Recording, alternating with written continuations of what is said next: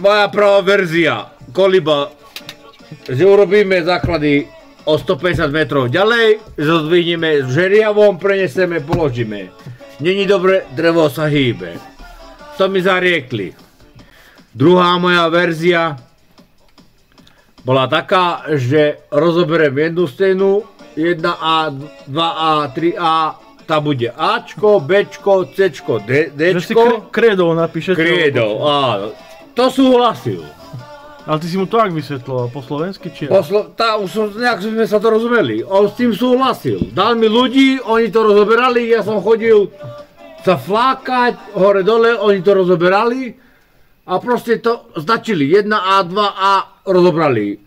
Jedno kole, 1A, 2A rozoberali, to my sme to kreslili, všetko. Všetko bolo o eňuňuňo. Všetko sa rozobralo, že sa to ide preniesť, že sa ide stavať, no ale popršalo, všetko zmilo, lebo sme to krédou písali.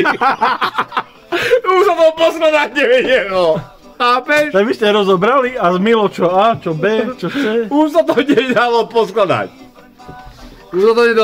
Tak ma proste vyhodili.